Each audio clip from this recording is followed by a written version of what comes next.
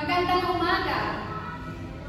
Last meeting, natalakay natin kung ano nga ba ang pangungkol at pang-angkop. Ngayon naman ay ating tatalakayin kung ano nga ba ang pang-abay. Upang lubos natin maunawaan kung ano nga ba ang pang-abay, narito ang dalawang author na nagbahagi ng kanilang kahulugan tungkol sa pang-abay. Unahin natin kilalanin kung ano nga ba yung sinabi ni Lope K. Santos sa pang-abay.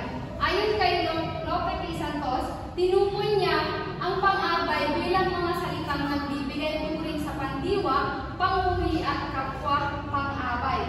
Ang mga ito ay nagpapahayag ng iba't ibang detalye tulad ng paraan, oras, lugar, dahilan at iba pa. Upang lubos natin maintindihan kung ano nga ba yung sabi ni Lope K. Santos, atin munang alamin kung ano nga ba yung salitang nagbibigay turing. Ang salitang nagbibigay turing ay nagpapalawak at nagpapalinaw sa kahulugan ng isang salita. Sa madaling salita, ang ibig sabihin ng nagbibigay turing ay tumutukoy sa paglalagay ng paglalarawan o pagpapaliwanag sa pandiwa na ating natalakay na noon na ang pandiwa ay salitang kilos, pang-uri at kapwa pang-abay. Upang lubos natin maunawaan, narito ang mga halimbawa. Unahin natin ang halimbawa ng pang-abay na nagbibigay turing sa pandiwa. Unang halimbawa ng pang-abay na nagbibigay turing sa pandiwa ay ang mabilis na tumakbo si Juan. Ang mabilis ay siya yung pang-abay na naglalarawan kung paano tumakbo si Juan. At ang ating salitang kilos o ang ating tinatawag na pandiwa ay tumakbo. Yun yung ibig sabihin ng pang-abay na nagbibigay turing sa pandiwa. Yung mabilis na yun as linalagyan na ng paglalarawan kung paano tumakbo si Juan. Yun ay yung mabilis. Pangalawa, tahimik na naglaro si IC. Ang pang-abay sa pangungusap ay tahimik at ang pandiwa o ang salitang kilos ay naglaro. Ang pang-abay na tahimik ay inilalarawan niya kung paano naglaro si IC. Yun ay tahimik. Naintindihan ba? At ang pangatlo ay maingat na pinupok ni Kiko ang pako. Ang salitang naglalarawan dyan ay ang maingat at ang salitang kilos ay ang pinupok. Ang salitang naglalarawan sa pangungusap ay ang maingat na inilalarawan niya ang salitang kilos kung paano pinupok ni Kiko ang pako. Yun ay maingat. Naintindihan ba? Kung naintindihan nyo na kung ano nga ba ang pang-abay na nagbibigay turing sa pandiwa, ngayon ay dumako naman tayo kung ano nga ba ang pang-abay na nagbibigay turing sa pang-uri. Narito ang halimbawa ng pang-abay na nagbibigay turing sa pang-uri. Si Maygret ay sobrang maganda. Ang pang-abay na sobrang ay nagbibigay turing sa pang-uring maganda. Mamaya tatalakayin natin kung ano nga ba yung sinasabi nating pang-uri. Pero sa ngayon, dito muna tayo mag-focus sa pang-abay na binibigyan niya ng turing, yung pang-uri. Ang pang-abay na sobrang ay naglalarawan at nagsasabi kung gaano maganda si Maygret. Ang pang-uri naman doon ay ang salitang maganda ay nailalarawan niya si Maygret. Naiintindihan ba? Opo. Ikalimang halimbawa ng pang-abay na nagbibigay turing sa pang-uri ay ang manggang itinitinda ni Mang Kanor ay masyadong maasim. Ang pang-abay na masyadong ay nagbibigay turing sa pang-uring maasim.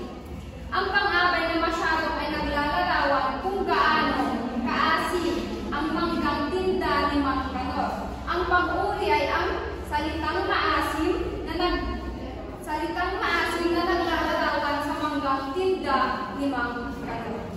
Naintindihan ba? Ika-anim na halimbawa na ang pang-abay na nagbibigay turing sa pag-uri ay ang sadyang malusog ang kanyang katawan noon pa man. Ang pang-abay na sadyang ay nagbibigay turing sa pang-uring malusog.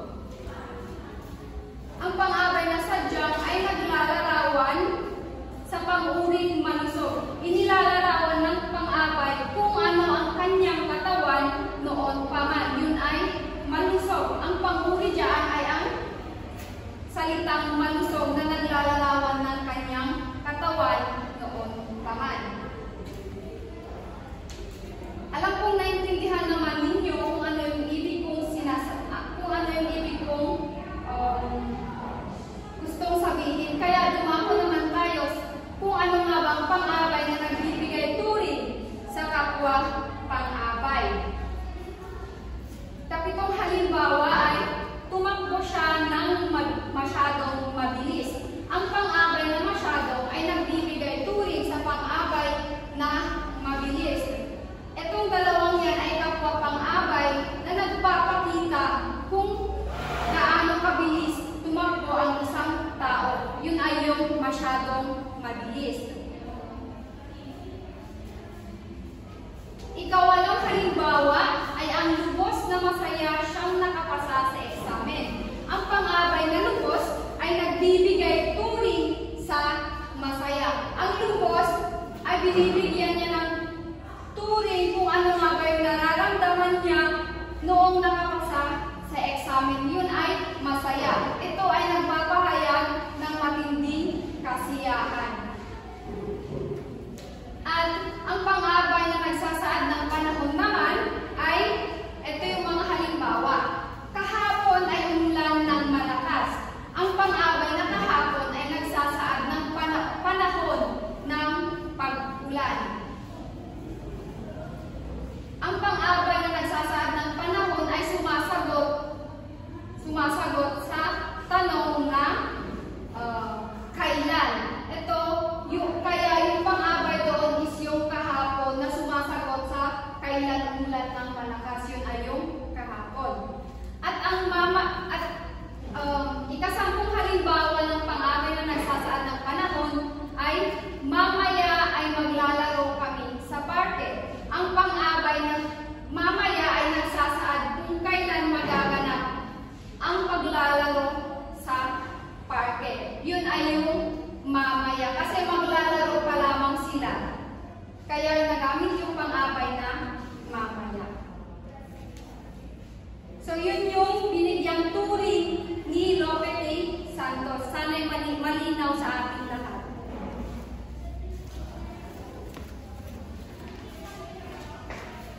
Ngayon, dapat naman tayo kung paano ilarawan ni Alfonso Santiago ang pang-abay.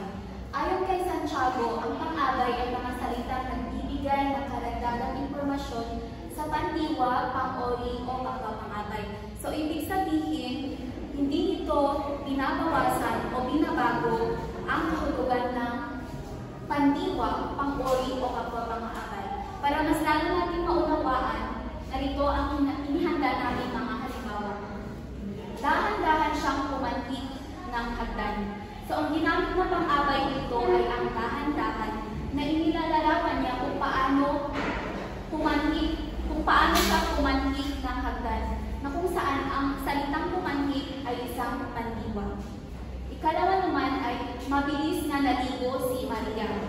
So, ang pang-abay dito ay ang mabilis. Inilalarawan nito kung gaano ang kilos na naligo si Maria. Ikatlo, masyadong mahal ang kanyang damit.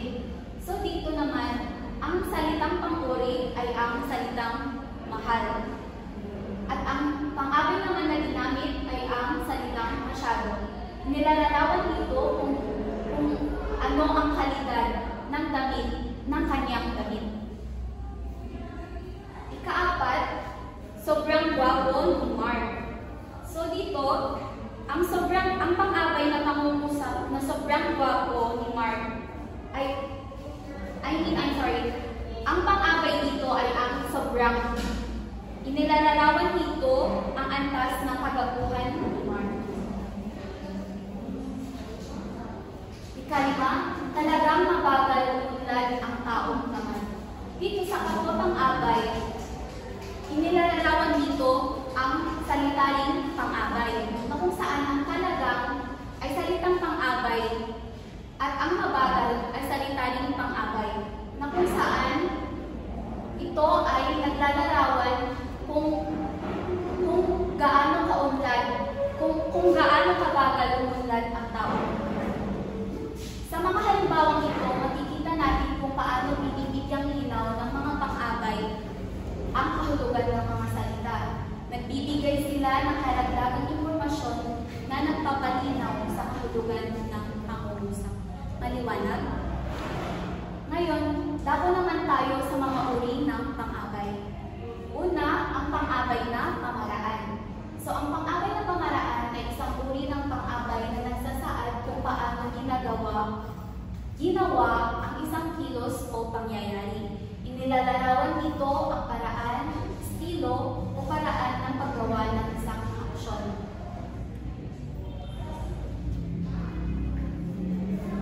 Narito ang mga halimbawa ng pang-abay na pamaraan.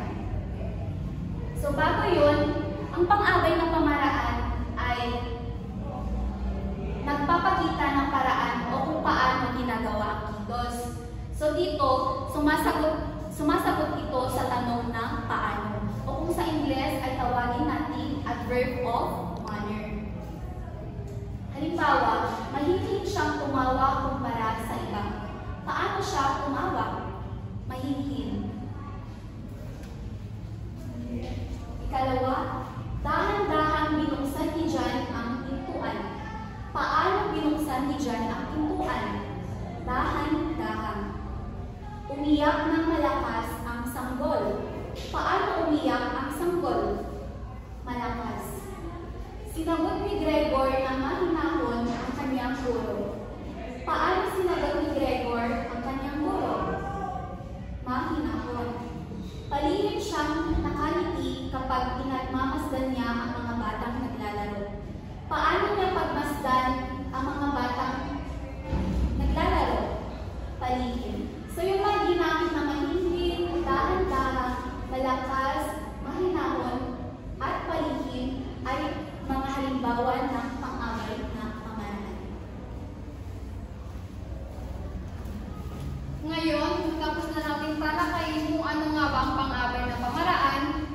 Dumako naman tayo sa ikalawang uri ng pang-abay na pamanahon. Ito ay nagpapahayag ng panahon kung kailan nagaganap o magaganap ang isang kilos. Ito ay sumasagot sa tanong na kailan. Tandaan na ang pang-abay na pamanahon ay sumasagot sa tanong na paano isinagawa ang kilos.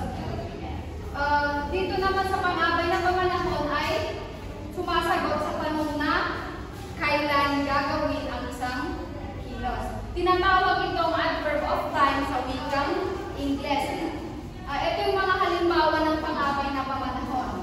Unang halimbawa, pumupunta kami sa parke tuwing Sabado. Kailan sila pumupunta sa parke?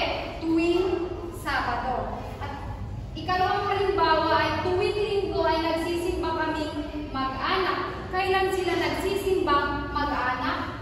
Yun ay yung Linggo. Ikatlo ay bukas pupunta ang iyong tiya. Sa pangungusap,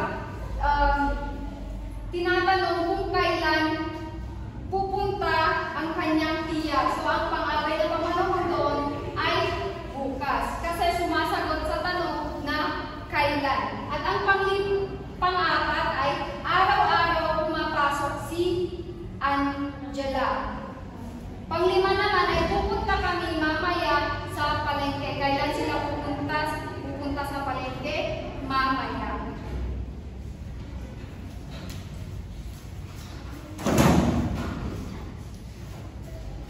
Dito naman sa pang-abay ng panlunan, ito ay naglalarawan ng lugar kung saan naganap ang isang kilos.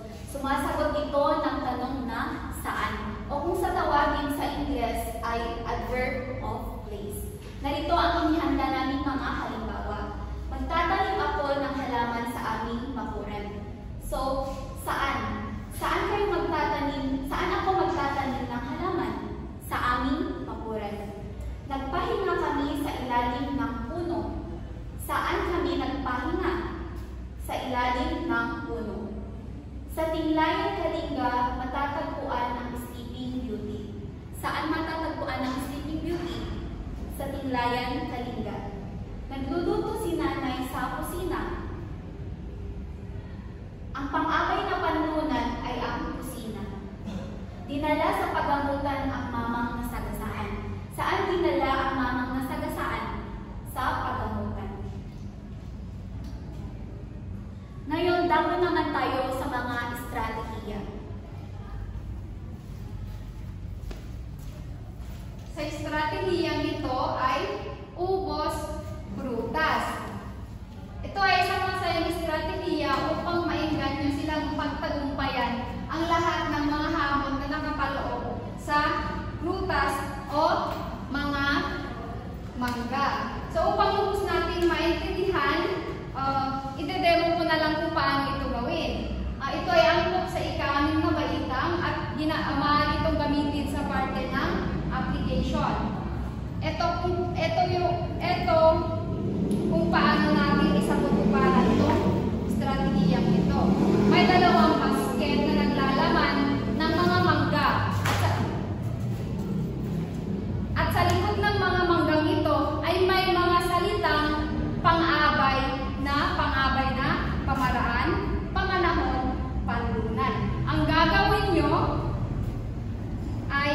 ang gagawin ng guro ay grupuhin niya yung mga mag-aaral ng dalawang grupo at ang dalawang grupo ng mag-aaral na yon ay pupunta sa likod, maglilinya at magpwepesto sa likod upang paghandaan gawin ang ating aktibidad. So paano ito gawin?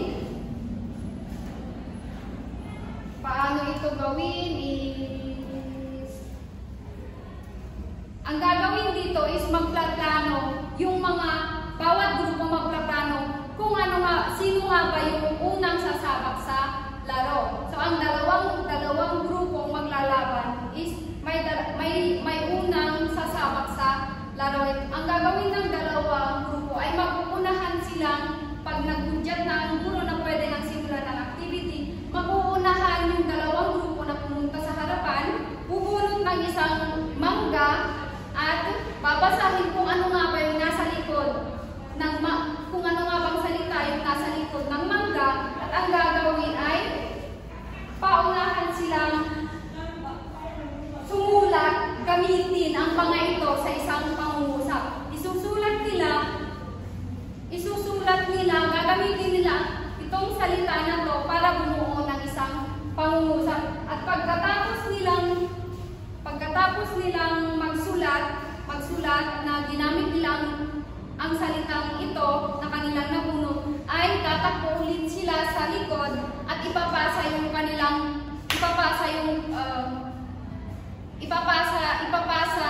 sa susunod na kanilang kamiyembro upang siya naman yung pumunta sa harapan hanggang sa maubos yung mga mangga. Ang grupong unang makakaubos sa mangga ay siyang ating tatanghalin sa larong ito. Dito nalilinaw ang kanilang kaalaman kung talagang naiintindihan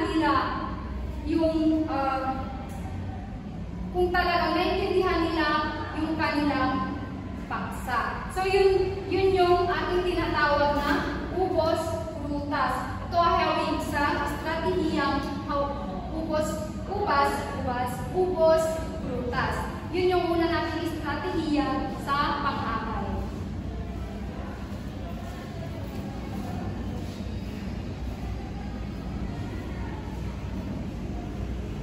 So narito rin ang inihanda namin estratehiya. Pag-oorganisa ng chart at flashcard o hawig sa grapikong pantulong. So, paano ito isinakakatubaran?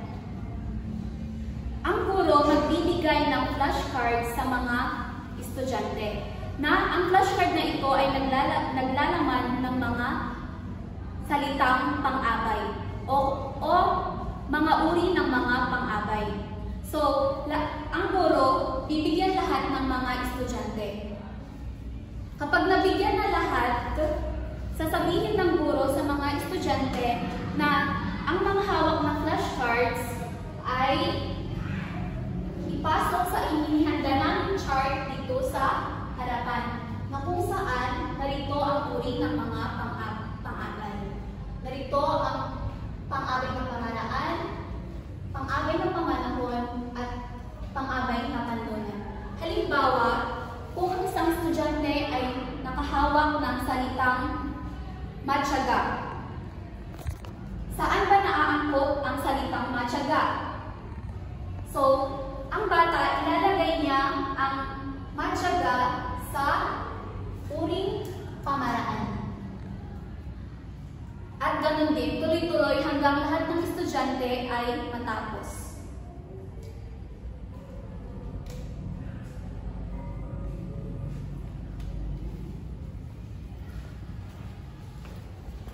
Sa pag-organisa ng chart na yun na ikalawang estratehiya sa mga uri ng pang-abay ay maaari natin itong gawin sa parte ng generalization upang malaman kung talagang naiintindihan nila yung kanilang paksa. Ngayon ay dumako naman tayo sa mga materyales. Yung mga materyales naman na nagamit sa estratehiya ay siyang nailagay dito.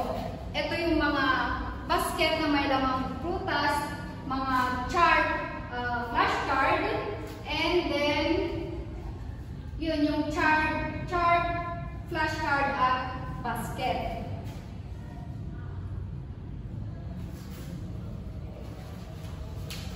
Narito naman ang pagtataya na aming inihanda. Ayan. Ayan. So sa pagtataya, gumawa kami ng 4 na bahagi. Sa pagtataya, ang ginawa namin ay sa unang bahagi ay ang pagkikilala sa uri ng pang-abay. So narito ang pangungusap o tanong at sa baba noon ilalagay ang kanilang mga sagot. Ganon din sa ikalawang bahagi, maging sa ikatlong bahagi. At sa ika-4 na bahagi.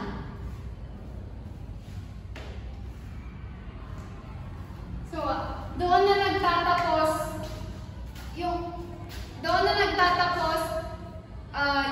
yung ating paksa na pang-abay, na kung saan ang pang-abay ay papatandaan natin na ang pang-abay ay ang salitang naglalarawan at nagdaragdag ng impormasyon sa isang pandiwa o salitang kilos, panguri, at kapwa ring pang-abay. Yun lamang po ang tungkol sa pang-abay.